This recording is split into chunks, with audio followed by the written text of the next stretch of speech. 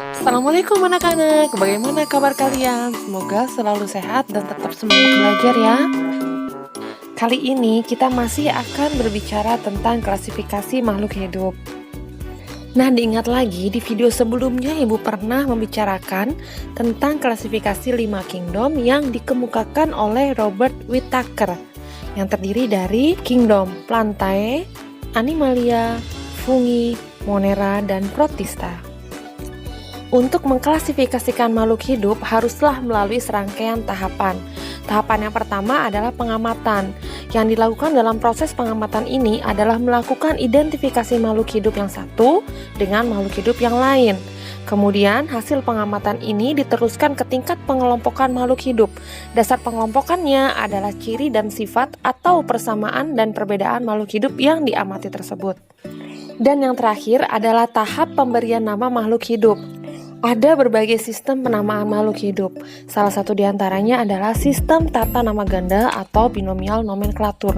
Nah, dengan adanya nama makhluk hidup, maka ciri dan sifat makhluk hidup akan lebih mudah difahami. Mari kita bahas lebih jauh mengenai sistem tata nama ganda atau binomial nomenklatur. Pernahkah kamu mendengar istilah gedang? Dalam bahasa Sunda, gedang artinya pepaya, sedangkan orang Jawa Tengah menyebut gedang adalah pisang.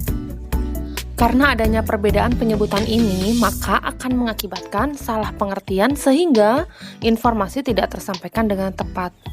Oleh karena itu, diperlukanlah nama baku yang diakui dalam dunia ilmu pengetahuan. Salah satu caranya dengan menggunakan sistem tata nama ganda. Berikut adalah aturan dalam sistem tata nama ganda. Yang pertama harus terdiri dari 2 kata, di mana kata pertama menunjukkan genus, sedangkan kata kedua menunjukkan spesies. Yang kedua, kata pertama harus diawali dengan huruf besar dan kata kedua harus diawali dengan huruf kecil. Kemudian yang ketiga harus ditulis dengan dicetak miring atau digaris bawahi secara terpisah untuk nama genus dan nama spesiesnya. Perhatikan contoh berikut. Untuk nama ilmiah pisang bisa ditulis seperti ini, dicetak miring, atau tidak dicetak miring tapi diberi garis bawah secara terpisah seperti ini. Untuk kata pertama, Musa menunjukkan genus, sedangkan Paradisiasa menunjukkan nama spesiesnya. Nah, ngomong-ngomong tentang genus dan spesies nih, tentu kalian masih ingat urutan tingkatan takson menurut Carolus Linnaeus dari tingkat yang tertinggi sampai ke yang rendah. Dimulai dari kingdom di urutan tertinggi sampai ke urutan terendahnya adalah spesies. Sebetulnya untuk hewan dan tumbuhan itu sama saja urutannya, yang membedakannya hanya di urutan yang kedua. Untuk hewan istilahnya adalah filum, sedangkan untuk tumbuhan istilahnya adalah divisi. Sekarang coba kamu perhatikan urutan tingkatan takson untuk anjing berikut. Dimulai dari kingdom atau kerajaan Animalia, kemudian filum Chordata, kelas Mammalia, ordonya atau bangsanya adalah Carnivora, familia atau keluarganya Candidae, genus atau marga Canis, dan spesiesnya atau jenisnya adalah Canis familiaris. Bisa dilihat bahwa semakin rendah urutan taksonnya, maka jumlah organisme akan semakin sedikit. Itu artinya persamaan antar organisme akan semakin banyak dan perbedaannya akan semakin sedikit. Dengan kata lain, organisme dalam satu spesies yang sama tentu akan memiliki banyak sekali persamaan dan sedikit sekali perbedaan. Oke, di awal pernah Ibu katakan bahwa langkah pertama untuk proses klasifikasi adalah identifikasi. Proses identifikasi ini dilakukan untuk mengetahui identitas dari organisme yang sedang diamati. Sebetulnya banyak cara yang bisa digunakan untuk mengetahui identitas ini. Bisa dengan konfirmasi langsung kepada para ahli, mencocokkan dengan spesimen, atau bisa juga menggunakan suatu instrumen yang dikenal dengan istilah kunci determinasi. Kunci determinasi ini berisi pertanyaan tentang ciri-ciri makhluk hidup yang disusun secara berurutan, dari mulai ciri umum hingga ke ciri khusus. Kunci determinasi yang paling sederhana dikenal dengan istilah kunci dikotom. Ada beberapa hal yang harus diperhatikan dalam membuat kunci determinasi. Yang pertama, kunci harus dikotomi, artinya terdiri dari dua kelompok atau dua bagian yang saling bertentangan, sehingga nantinya satu bagian dapat diterima dan yang lainnya bisa ditolak. Yang kedua, kata pertama dalam setiap pernyataannya tersebut haruslah identik. Kemudian selanjutnya, tidak boleh menggunakan kata-kata yang sifatnya relatif, seperti berdaun besar atau berdaun kecil. Kalimat yang digunakan haruslah singkat dan mudah dimengerti oleh semua orang. Kemudian, ciri yang dimasukkan atau yang dipakai dalam kuplet itu harus mudah diamati. Dan yang terakhir, jangan lupa setiap kuplet harus diberi nomor.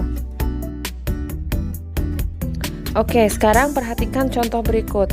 Misalkan, ibu memiliki 6 buah tanaman. Lumut, suplir, jagung, kedelai, terung, dan belinjo. Kemudian ibu ingin mengklasifikasikannya. Nah, langkah pertama, ibu ingin mengklasifikasikannya berdasarkan ada tidaknya spora pada tumbuhan tersebut. Maka ibu bagi dua tuh tumbuhannya, tumbuhan yang berspora dan tumbuhan yang tidak berspora. Untuk yang berspora ternyata terdiri dari dua tanaman, yaitu suplir dan lumut. Sedangkan tanaman yang tidak berspora terdiri dari 4 tanaman, jagung, kedelai, terung, dan belinjo. Jangan lupa kita beri nomor 1A dan 1B. Nah, kemudian suplir dan lumut ibu pisahkan lagi menjadi 2, yang berbatang jelas dan yang tidak berbatang jelas. Maka diperoleh yang berbatang jelas adalah suplir, sedangkan yang tidak berbatang jelas adalah lumut. Dan kita beri nomor 2A dan 2B.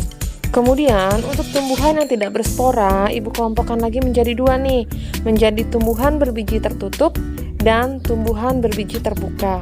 Maka kita peroleh untuk yang tumbuhan biji terbuka adalah belinjo dan sisanya masuk ke tumbuhan biji tertutup. Nah, yang tadi kan nomor 2, sekarang berarti nomor 3, 3A dan 3B. Nah, untuk yang tumbuhan biji tertutup, kita kelompokkan lagi menjadi 2 nih, menjadi dikotil dan monokotil atau biji berkeping 2 dan biji berkeping 1. Untuk yang biji berkeping 1 kita peroleh tanaman jagung, dan untuk berkeping 2 kita peroleh tanaman kedelai dan terung. Nah, sekarang kita kasih nomor 4A dan 4B. Nah, kemudian yang terakhir untuk yang tanaman berkeping 2 kita bagi lagi menjadi bunga berbentuk kupu-kupu dan bunganya berbentuk trompet. Maka kita peroleh masing-masing satu jenis tanaman saja. Untuk bunga yang bentuknya seperti kupu-kupu adalah kacang kedelai, dan tanaman yang berbunga bentuknya seperti trompet adalah tanaman terung. Nah, yang terakhir adalah nomor 5A dan 5B. Nah, dari diagram kunci dikotom tersebut kita bisa tuliskan, kita bisa ubah menjadi kunci determinasinya, yaitu sebagai berikut. Nah, sebetulnya kita tinggal menuliskan saja apa yang sudah ada di kunci dikotom tersebut. Semuanya kita tuliskan dari nomor 1A, 1B, 2A, 2B sampai ke 5B. Nah, kemudian di ujung sini kita beri titik-titik. Titik-titik ini artinya adalah menuju. Nah, sekarang perhatikan kunci dikotomnya. Dari 1A berspora ini nanti menuju ke nomor 2A dan 2B. Artinya kita tuliskan nanti di sini itu adalah nomor 2. Nah, untuk yang 1B tidak berspora, ternyata nanti cabangnya itu menuju ke nomor 3. 3A dan 3B. Maka di sini kita tulis nomor 3 dan seterusnya seperti itu. Nah, jadi kunci determinasi untuk suplir, lumut, melinjo, jagung, kedelai, dan terung berdasarkan kunci dikotom dan kunci determinasi yang sudah dibuat tadi. Kamu bisa lihat di sini. Untuk suplir 1A, kemudian 2A sampai ke terung itu mulai dari 1B, 3A, 4A, dan 5B. Oke, sekarang kita masuk ke Kingdom Plantae. Kingdom Plantae atau kerajaan tumbuhan dibagi menjadi 3 divisi. Yang pertama, lumut atau Bryophyta, kemudian yang kedua paku-pakuan atau Pteridophyta, dan yang ketiga adalah tumbuhan berbiji atau Spermatophyta. Masing-masing divisi ini memiliki perbedaan satu sama lain. Mari kita bahas satu-satu ya. Yang pertama, Bryophyta atau lumut. Bryophyta atau lumut ini memiliki beberapa ciri. Yang pertama, berkembang biak secara vegetatif dan generatif. Artinya, dalam daur hidupnya terdapat pergantian keturunan atau metagenesis antara turunan vegetatif dengan turunan generatif. Habitatnya di daratan yang lembab. Kemudian, karena tubuhnya belum bisa dibedakan antara akar, batang, dan daun, maka tubuhnya tidak memiliki berkas pembuluh berupa xilem dan floem. Contoh tumbuhan lumut adalah lumut hati, lumut daun, dan lumut tanduk. Divisi kedua dari kingdom Plantae adalah paku-pakuan atau Pterodophyta.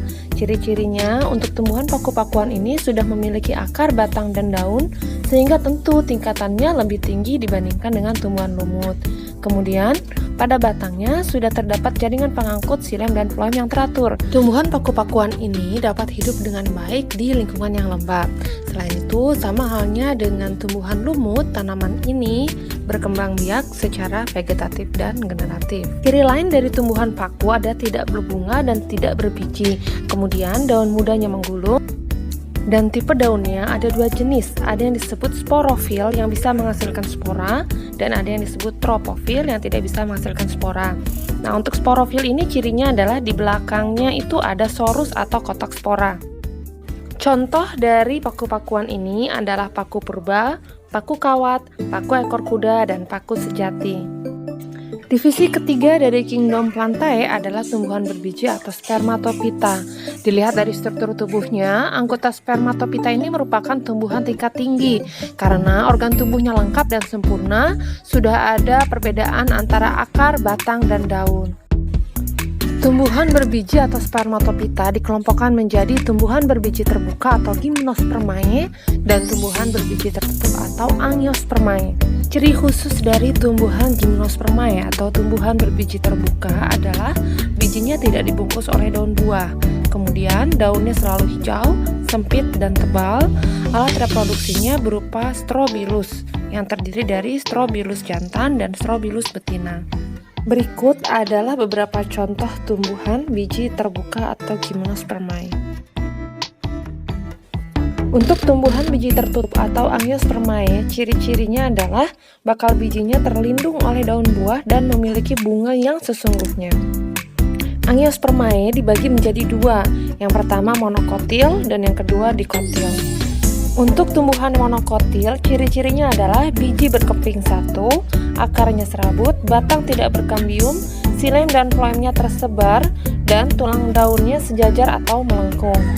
Sedangkan untuk tumbuhan dikotil, ciri-cirinya adalah biji berkeping dua, akar tunggang, batang berkambium, xilem dan floemnya tersusun dalam lingkaran, dan tulang daunnya menjadi atau menyirip. Oke, masuk ke kingdom Animalia. Tentu kamu tahu bahwa hewan yang terdapat di muka bumi ini sangatlah beragam, baik dari segi bentuk maupun ukurannya. Nah, secara umum nih, hewan bisa diklasifikasikan menjadi dua. Ada hewan vertebrata yang bertulang belakang dan hewan invertebrata yang tidak memiliki tulang belakang. Untuk hewan vertebrata atau hewan bertulang belakang dikelompokkan lagi menjadi 5 kelompok, yaitu Pisces, amfibi, reptil, aves, dan mamalia atau kalau disingkat menjadi param. Sedangkan untuk hewan invertebrata dikelompokkan lagi menjadi 8 kelompok, yaitu porifera atau hewan berpori, coelenterata hewan berongga, platyhelminthes cacing pipih, nematelminthes cacing gilik, annelida cacing berbuku-buku, moluska hewan bertubuh lunak, arthropoda hewan dengan kaki beruas-ruas, dan echinodermata hewan berkulit duri. Nah, berikut adalah beberapa hewan yang termasuk vertebrata dan invertebrata. Untuk Pisces adalah semua jenis ikan kecuali paus dan lumba-lumba. Untuk amfibi adalah hewan yang bisa hidup di dua tempat, di darat dan di air. Kenapa?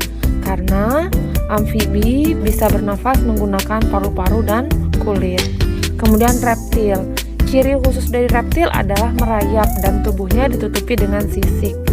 Aves adalah makhluk hidup yang memiliki bulu dan sayap. Umumnya, aves itu bisa terbang. Untuk mamalia, ciri khususnya adalah memiliki kelenjar susu untuk menyusui anaknya dan tubuhnya ditutupi dengan rambut. Ditutupi rambut bukan bulu. Selanjutnya hewan invertebrata. Nah, untuk menghafalnya bisa dengan cara mengingat pemeran film kartun SpongeBob. Silahkan perhatikan ya. Yang pertama porifera, contohnya adalah Uspongia. Kalau dalam film kartun SpongeBob, ini sebagai pemeran utamanya, yaitu SpongeBob. Kemudian yang kedua adalah Coelenterata, contohnya adalah ubur-ubur. Dalam film SpongeBob pun ada pemeran ubur-ubur, Raja Ubur-ubur. Kemudian arthropoda. Untuk arthropoda contohnya adalah kepiting. Kalau dalam film SpongeBob sebagai Tuan Krabs. Selanjutnya moluska, contohnya adalah siput. Atau contoh lainnya adalah gurita. Kalau dalam film SpongeBob ini siputnya sebagai Gary dan guritanya ini sebagai Squidward. Echinodermata contohnya adalah bintang laut. Kalau dalam film SpongeBob ini sebagai Patrick. Dan yang terakhir adalah vermes atau cacing. Cacing ini berdasarkan bentuk tubuhnya dibagi menjadi 3 kelompok. Ada cacing pipih atau Platyhelminthes. Kemudian selanjutnya Nemathelminthes.